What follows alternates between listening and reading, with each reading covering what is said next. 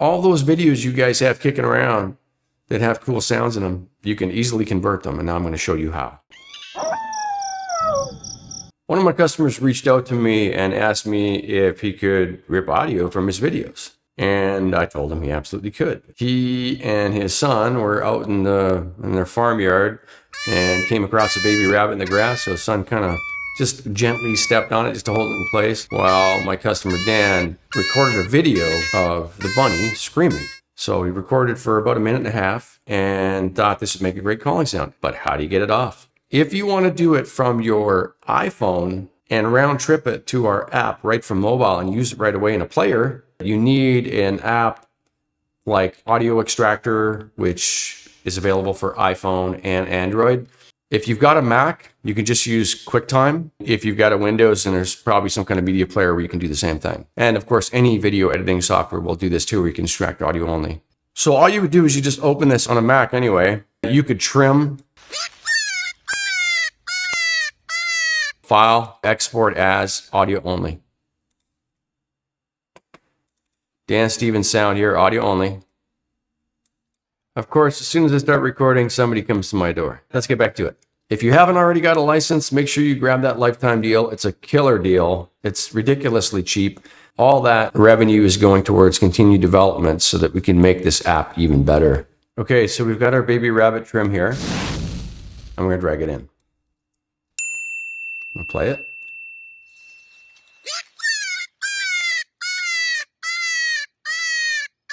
Process audio. There you go. So we've got our baby rabbit. Open that up. So you've got your 16-bit MP3, you've got your 16-bit wave, and your 24-bit wave. So let's just open this up in Audacity and see what that track looks like. So it's just a stereo track, left and right. All the waveforms are pretty much the same. And we're going to do this again with motion. I'm going to choose ping-pong. Okay, so there's the second one. As we're going to look at the waveform from this one. Now you can see the back and forth, modulating from channel to channel, and it's meant to sound like it's bouncing back and forth. We've also got the circular and the random. If we do this again, and we choose high frequency, now you can see the file sizes here. You can see the MP3 is really low. That's because they're really compressed. That's why MP3 is not the best one, especially for animals, because while humans cannot hear what's missing, the animals can. And there's a dramatic difference in the sound that you're getting between a wave and an MP3. So I would use wave. Here's the download again. We're going to save this file. And then here is your high frequency file. So you can see it's 77 megabytes compared to a 1.1 megabyte. And if we open this file and we run it through a spectrogram, which we got to use a different tool to do it, this is what it looks like.